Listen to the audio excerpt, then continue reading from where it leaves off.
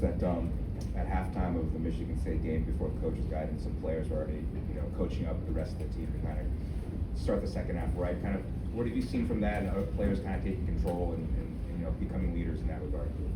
I feel like it plays a big part in our goal this season. During the off-season, coach emphasizing to us that we are a player-led team. So us taking on that role and responsibility was big, and it's showing up more and more every day that we're all around each other. And like halftime in the locker room, we all knew that first half, like we tend to like slow down, die down. We needed to get back going, and we all knew that. So we all rallied together and attempted to pick things up.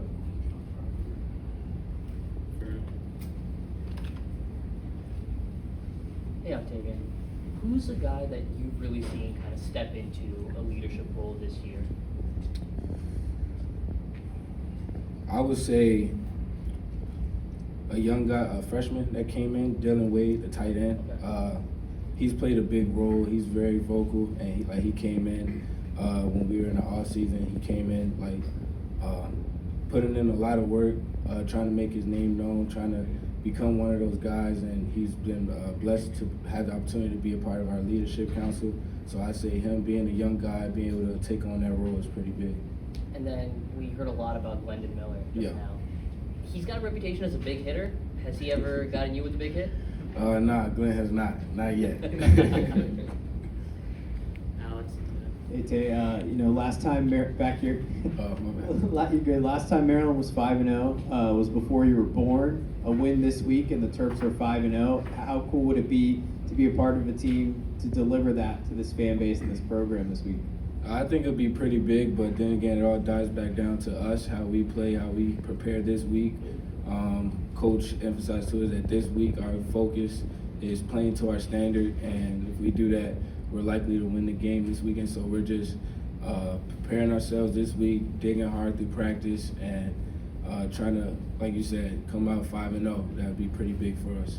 Based on the success and the way you guys have played in these first 4 games, how do you guys feel about the way you're playing, and how excited are you guys to carry that into this game here? We feel pretty good, but we know that there's a lot more that we can achieve.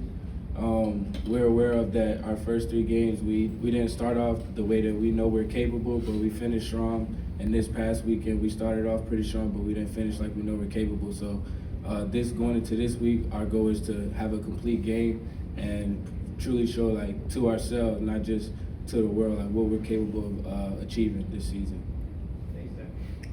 Hey, Octavian, receivers coach Gunnar Browers, what is he like, and what kind of impact has he had on you in your time here? He's had a huge impact on me. He's one of those coaches, he genuinely loves you and cares for you. And him being able to coach me as well as all the other receivers is pretty big, because I'm sure as you know, he coached Randy Moss. He has a lot of guys in the NFL. He has NFL experience, so be able to learn from that, gain gems from that is pretty big. And I just intake all that information as much as I can.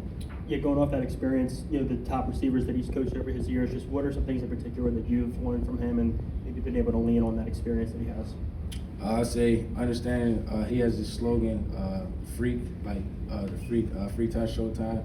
So him breaking that down to us, it challenges all of us in the room to be a freak, which is a fresh receiver, exciting all crowds with a K. And it just challenges us every day that we go out there to just give it our all, give it our best, to be the best that we can be.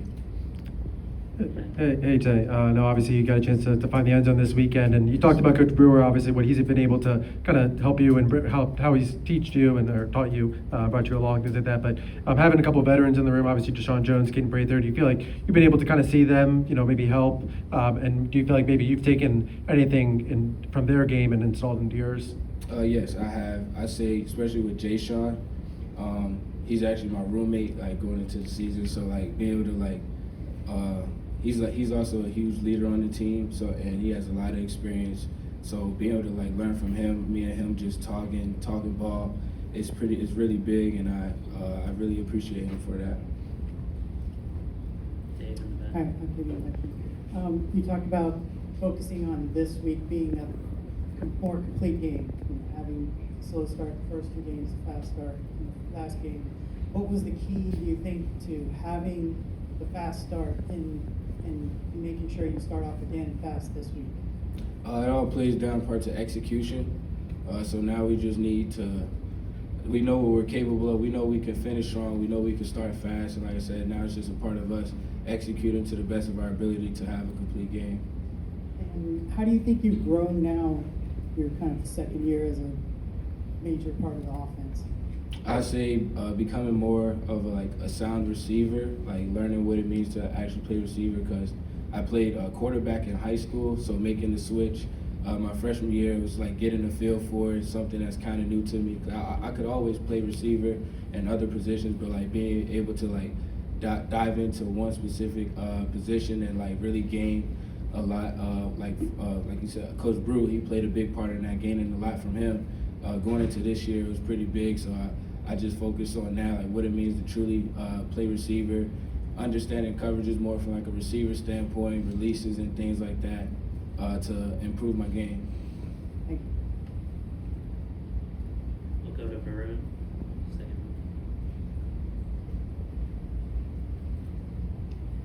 I wanted to ask, you kind of lined up in the backfield a couple times this year. How comfortable are you feeling in that role? Pretty comfortable. Not something that I'm not too new to. So I think it's pretty cool. Just opportunities to spread the defense out, get them to like guess what's going on, and put the ball in players' hands and things of that nature. Just different looks, different variations of things that we do.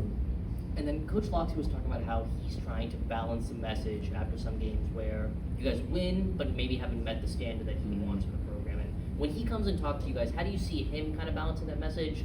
And how do you guys as a team try to balance those two kind of conflicting ideas?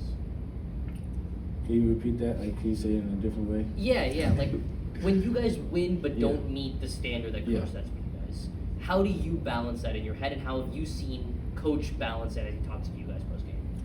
We know every win we get is big, and we know like we said, we know like when we haven't met the standard, like Coach comes in and he says like we're already knowing that. So then it comes to a point like we come back in on Monday and we just got to get back to work and just continue to improve as a team collectively.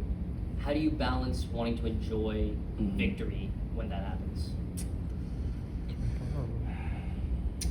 It's kind of hard. Well, for me personally, because like we want to have that complete game. So being able to like balance it, this like he has like this 24-hour thing. Like enjoy the win for 24 hours, but once that 24 hours is over, then we got to get back to work. We on to the next week. So I say enjoying it just for that amount of time, and then knowing that Monday when we come back in, it's back to work. Yeah. I guess, does anything stand out to you about Indiana for the game this weekend? Yes, they have a pretty good defense, but our coaching staff, we're all confident, and our coaching staff, and as well as the offensive unit, to dial up things to attack some of their weaknesses.